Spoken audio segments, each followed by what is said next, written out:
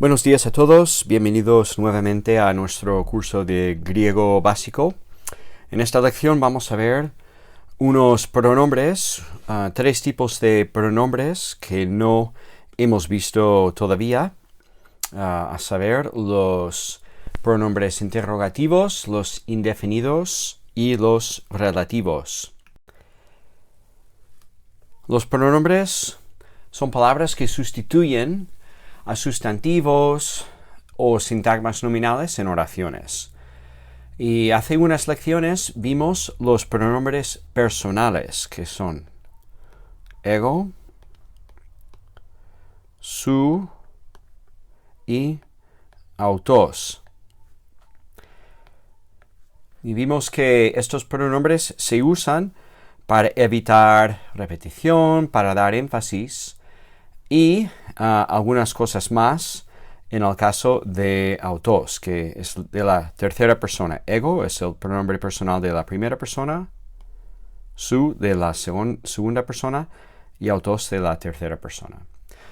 Pues hoy vamos a ver más pronombres, los interrogativos, indefinidos y los relativos. Y los dos tipos, los primeros dos, interrogativos y indefinidos, vamos a ver que tienen las mismas formas con una sola diferencia que tiene que ver con el acento. Esto lo veremos cuando llegamos a sus paradigmas.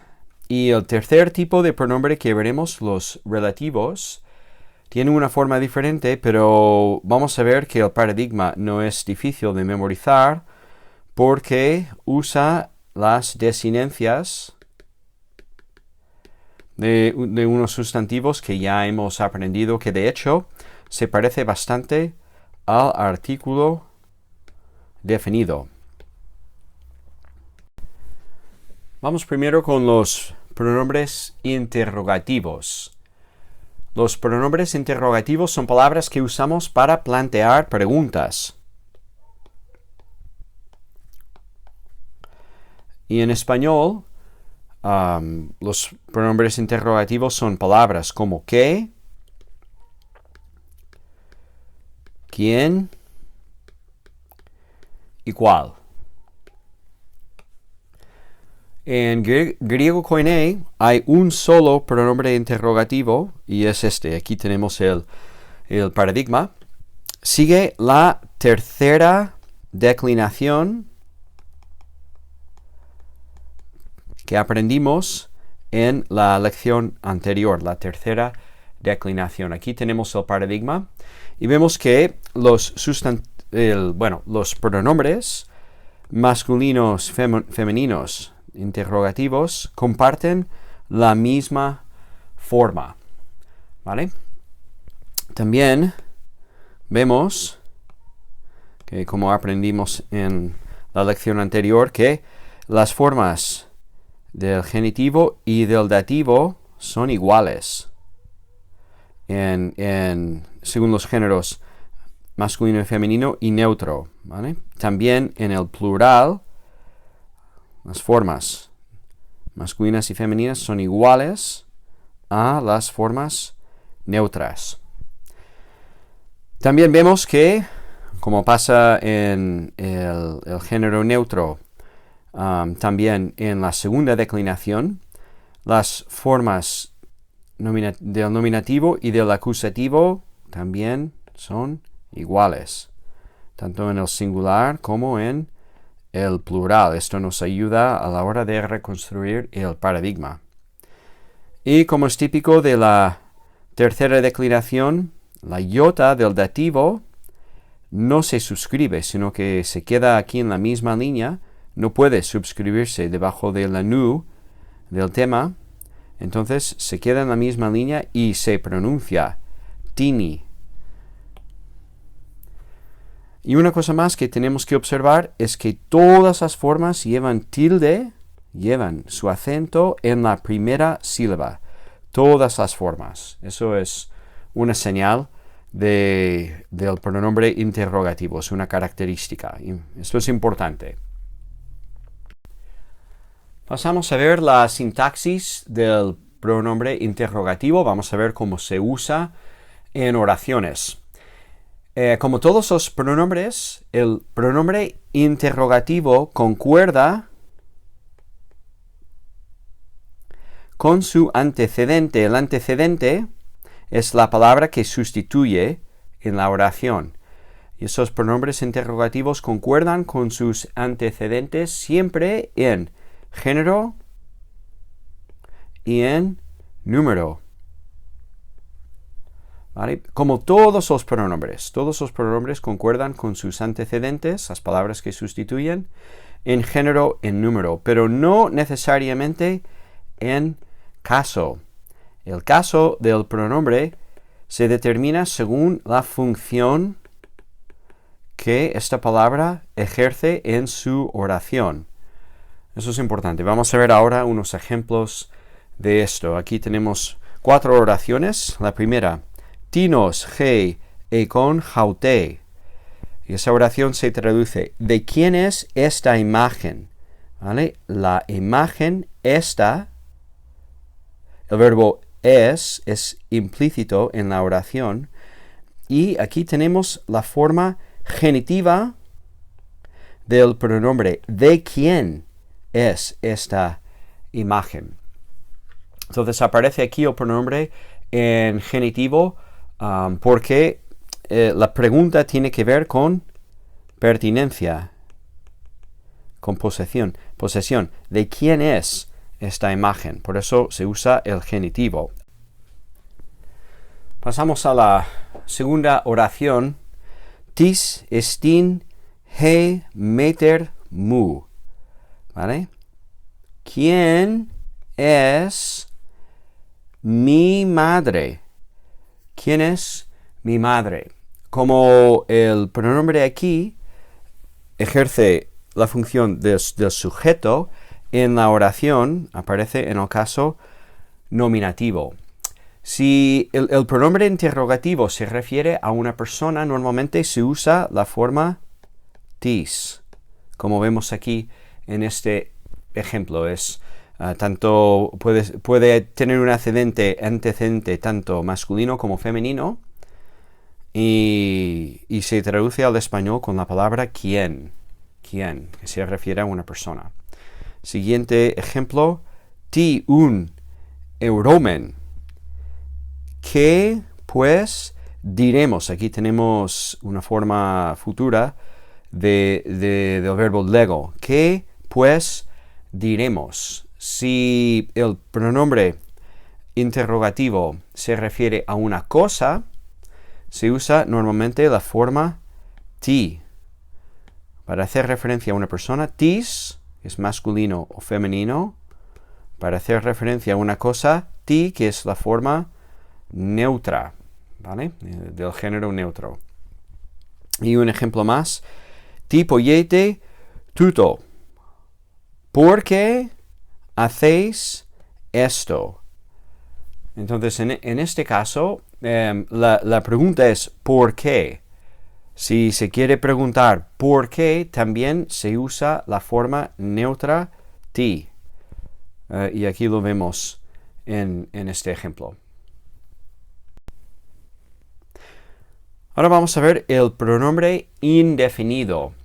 El pronombre indefinido se usa para designar personas o cosas de forma indeterminada. Y en español, los indefinidos son palabras como algo, alguien, alguno. Esto en español. En griego tenemos una sola palabra, como fue el caso en cuanto al pronombre interrogativo. Aquí tenemos el paradigma y vemos que este paradigma se parece en casi todo al paradigma anterior, ¿vale? La diferencia tiene que ver con el acento. Con el acento. Esta palabra, tis, es enclítica. Enclítica. Y eso significa que se pronuncia normalmente con la palabra anterior y su acento recae sobre la última sílaba de la palabra anterior. Hablamos de las palabras enclíticas hace varias lecciones cuando tratamos el tema de la silabación y los acentos, ¿vale? El pronombre interrogativo, ¿qué hemos dicho? Que siempre lleva acento, lleva tilde, siempre en la primera sílaba, ¿vale? Pero vemos aquí, en este caso, tis, que no lleva tilde y aquí en el paradigma, y es porque en el texto, pues veremos esa palabra después de otra, se pronunciará con la palabra anterior porque es enclítica y su acento recae sobre la otra palabra. Ahora bien, en el paradigma, pues la mayoría de las formas son bisilábicas, que significa que tienen 2 sílabas. Y cuando es así, el acento recae sobre la segunda sílaba, como en cada uno de estos ejemplos. Vemos que los acentos recaen sobre la segunda sílaba.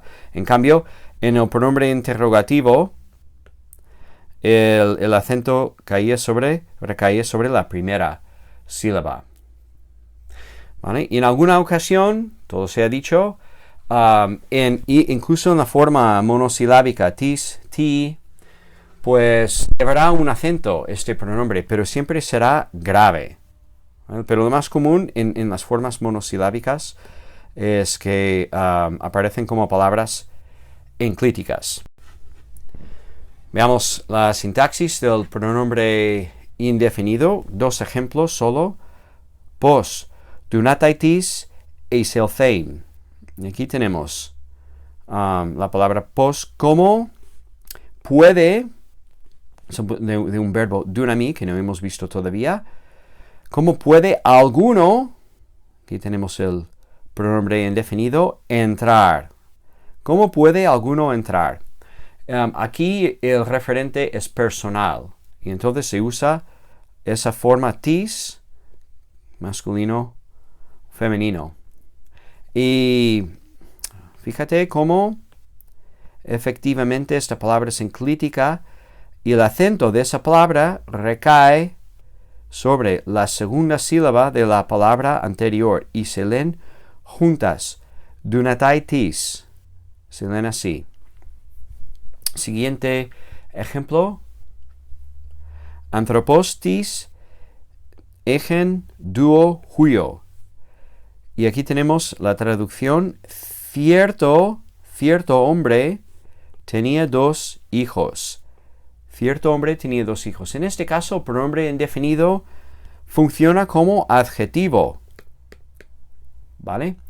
Y esto no es nuevo porque vimos que el pronombre personal de tercera persona autos también puede funcionar como adjetivo cuando aparece junto con otro sustantivo. De nuevo, en cuanto a su forma, vemos que este pronombre es enclítico y su acento recae sobre la segunda sílaba de anthropos. Y se lee anthropostis, todo junto. Bueno, veremos también los pronombres relativos. Los pronombres relativos sirven para introducir oraciones de relativo. ¿Qué son oraciones de relativo? Pues son oraciones relacionadas con otras. Eso quizás no dice mucho, pero concretamente son unas oraciones subordinadas que explican o dan más información acerca de su antecedentes, dan más información. Y el antecedente siempre se ubica en otra oración, por eso estas son subordinadas, ¿vale? Explican más acerca de alguien o algo previamente mencionado, ¿vale? Aunque, como veremos, pueden aparecer también sin antecedentes. Bien, pues en español aquí tenemos 2 ejemplos. Los pronombres relativos incluyen las palabras que, quién, el cual, cuyo. ¿Vale? Vamos a ver un par de ejemplos de cómo funcionan estas palabras. El libro que está en la mesa es el mío. Vale, en esta oración tenemos una subordinada de relativo que está en la mesa, que se introduce con un pronombre relativo. Y esta oración de relativo que está en la mesa complementa el sustantivo libro. Nos habla más acerca del libro. ¿Qué libro? ¿Cuál? El que está en la mesa. ¿Vale? Entonces este es un buen ejemplo de una oración de relativo, cómo añade información acerca de su antecedente. Otro ejemplo. Quien hace sus deberes aprobará la asignatura. Aquí tenemos un pronombre relativo. Quien hace sus deberes. Decir que en español se usa quien solamente para referirse a seres humanos. ¿Vale? El pronombre que también se puede usar para hacer referencia a seres humanos, pero quien no hace referencia nunca a cosas. ¿Vale? Entonces, quien hace sus deberes es el sujeto de esta oración. Aquí tenemos el verbo y aquí tenemos el complemento directo. Quien hace sus deberes, sujeto, aprobará la asignatura. Su antecedente. Bueno, a diferencia del español, el griego koine tiene un solo pronombre relativo. Aquí lo tenemos. Hos-he-ho es el pronombre relativo definido. Veremos por qué definido en un segundo. A ver, unas observaciones. Pues aquí tenemos el paradigma. Se parece muchísimo al paradigma del artículo definido, al artículo griego, ¿vale? De hecho, es casi igual. Hay algunas diferencias ligeras, pero eso es bueno, porque el artículo definido que hemos aprendido también, ese paradigma usa las desinencias de la segunda y la primera declinación que ya hemos aprendido. Entonces, pues la verdad es que la memorización de este paradigma no resulta difícil. Ahora bien, lo que sí que es un poco complicado a veces es en la lectura del texto distinguir entre el pronombre relativo y el artículo definido, como por ejemplo aquí, ho. ¿Vale? Ese pronombre aquí se parece muchísimo al artículo definido masculino ho. ¿Cuál es la diferencia? Pues la única diferencia es el acento, que el artículo no tiene acento y el pronombre sí lo tiene. Esto nos ayuda también a distinguir los pronombres de nominativo plural, masculinos y femeninos, de los artículos de estos mismos casos, hoi y hai. La única diferencia entre el pronombre y el artículo es que el pronombre lleva acento en ambos casos. Y también vemos que en los demás casos el pronombre es como el artículo, aunque, claro, el artículo lleva la tau al principio. El pronombre no. Es un poco más fácil de reconocer. Pero vemos que hay esas similitudes que nos facilitan la memorización. Como hemos dicho, segunda, primera y segunda declinación. ¿Vale? También el griego koine tiene un pronombre relativo indefinido y es indefinido. Hemos dicho el otro es definido. Este es indefinido. Entonces añade una idea de indefinido. En español sería pues la idea de cualquiera que, por ejemplo, en el Sermón del Monte, cualquiera que te hiera en la mejilla derecha. Es esa palabra aquí, el pronombre relativo indefinido. Como es relativo y es indefinido, pues estas formas, si nos fijamos, son la combinación precisamente del pronombre relativo más el pronombre indefinido, justo así, ¿no? En los tres, los dos casos que vemos aquí, en estas acepciones, que por cierto, el paradigma incluye solamente estas formas porque son las únicas que aparecen en el Nuevo Testamento, ¿vale? Normalmente este pronombre se usa sin ninguna diferencia sustancial en cuanto a su significado comparado con el definido, ¿vale? Aunque a veces sí que se traduce como cualquiera que, ¿vale?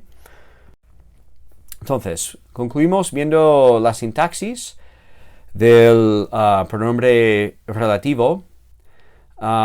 Y vemos que el pronombre relativo introduce una oración subordinada de relativo, y dentro de esta oración el pronombre puede ser el sujeto, puede ser el complemento directo, el complemento indirecto, ¿vale? Como, es decir, además puede aparecer en un sintagma preposicional, ¿vale? Puede realmente ejercer las funciones que ejercen sustantivos en oraciones, ¿vale?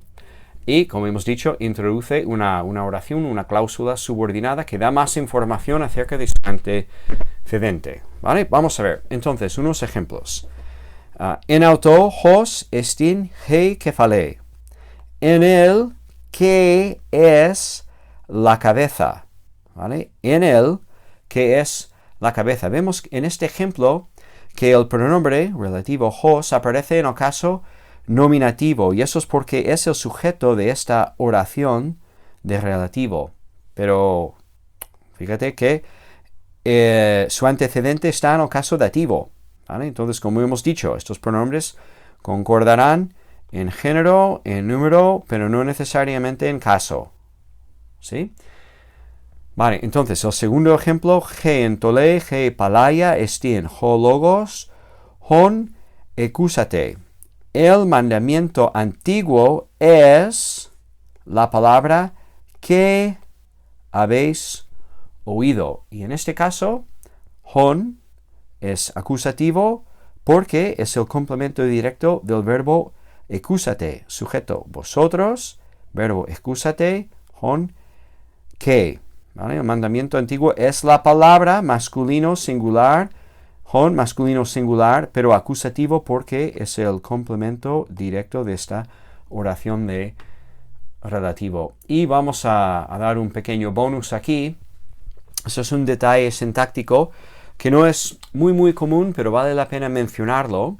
Vamos a ver aquí otra oración.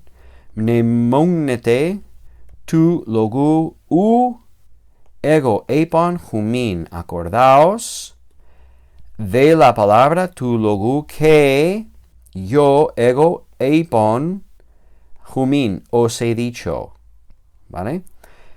Aquí el pronombre aparece en qué caso. Pues es el genitivo, es el caso genitivo, y esperaríamos que como yo os he dicho, esto es el sujeto, esto es el verbo, dativo, complemento indirecto, he dicho a vosotros, esperaríamos que hun fuera, en vez de hun, un, u, en vez de u, hun, perdona, como tenemos aquí arriba el caso acusativo, pero aparece en el genitivo. ¿Por qué? Porque aquí se da un efecto que se llama atracción, ¿vale?